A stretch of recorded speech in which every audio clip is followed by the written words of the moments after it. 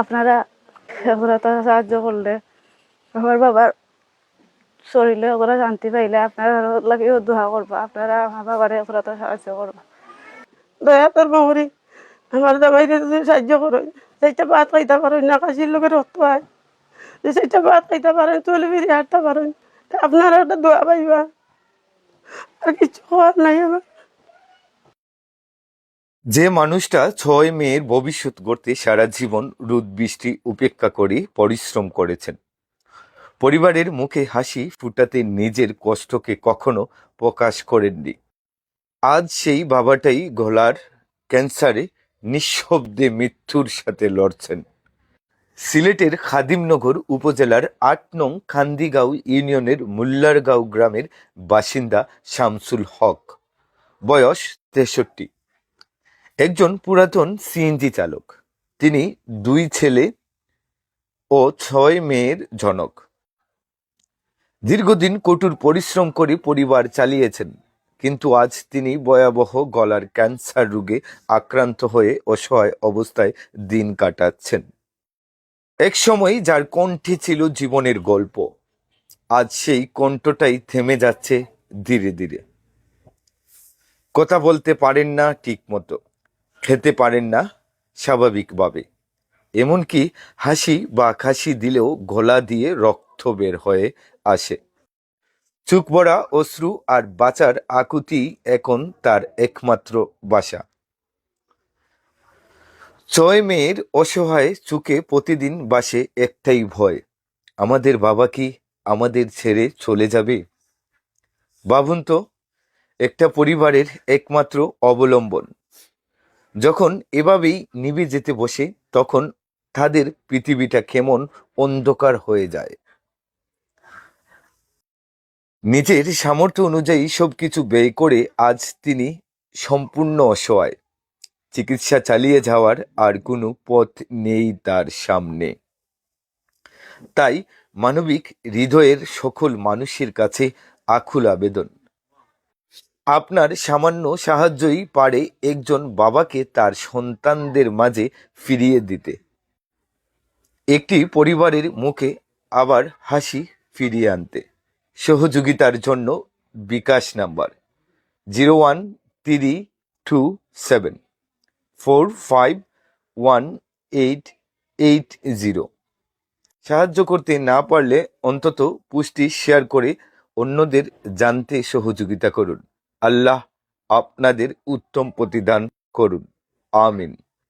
বিস্তারিত ভুক্তভোগীর কাছ থেকেই শুনি আমরা। সালাম আলাইকুম।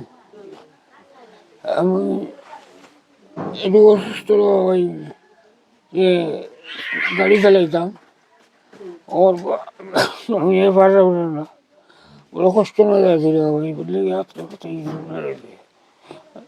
হতায় আমার কাশি, গলায় রক্ত, ওই যা বাইয়া পড়ে, আমি বড় কষ্ট না যাচ্ছি, যা চিকিৎসা আসিল টাকা পয়সা শেষ, ও না করবার নাই।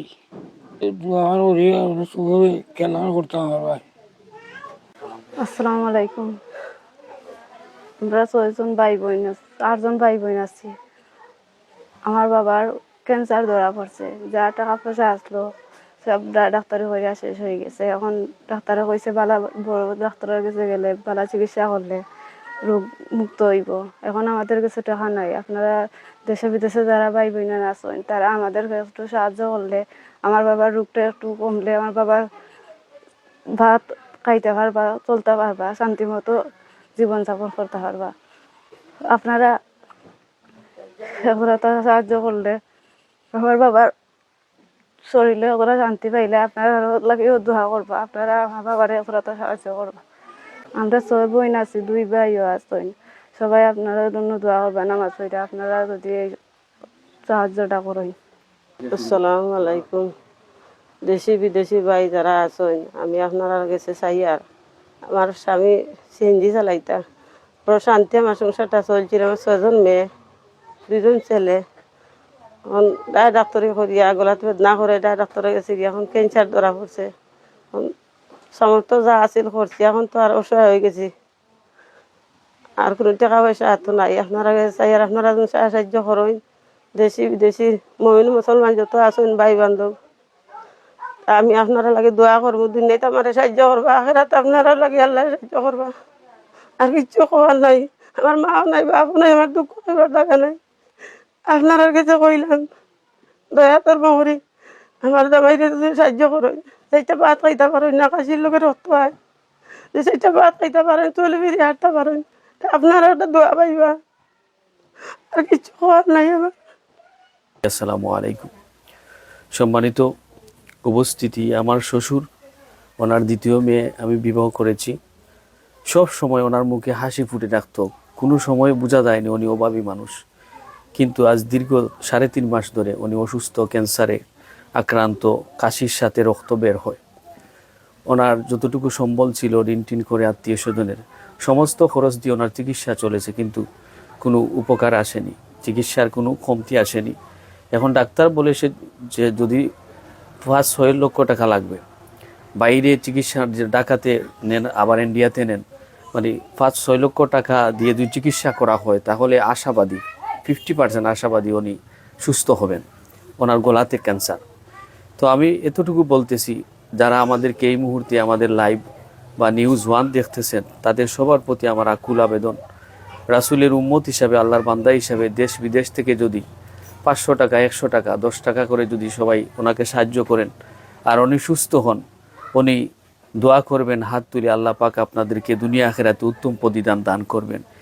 এই আশা ব্যক্ত করে আমি কোরআনের আয়াত তিলাওয়াত করেছি, সূরা আশ-শুআরার 42 নম্বর সূরার 22 নম্বর আয়াত তিলাওয়াত করেছি। আল্লাহ পাক বলতেছেন, ওয়াল্লাযিনা আমানু ওয়া আমিলুস সালিহাতি ফি রাউদাতিল জান্নাত। নিশ্চয়ই যারা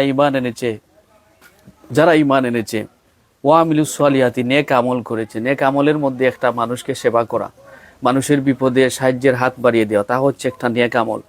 ফি রাউদাতিল জান্নাত, আল্লাহ তাদেরকে জান্নাতের বাগান দান করবেন, উচ্চ মাকাম দান করবে। সুবহানাল্লাহ। আমার এতটুকু আবেদন হচ্ছে গিয়ে মুসলমান হিসেবে আরো মুসলমানের প্রতি আবেদন, সবার প্রতি আবেদন, ওনাকে যদি সাহায্য করেন, আল্লাহ পাক কিয়ামতের দিন ওই নেক আমলকে উসিলা করে আল্লাহ আপনাদেরকে জান্নাতুল ফেরদাউস নসিব করবেন। এই আশা ব্যক্ত রেখে আমি আমার বক্তব্য এখানে সমাপ্তি করলাম। আসসালামু আলাইকুম ওয়া রাহমাতুল্লাহ।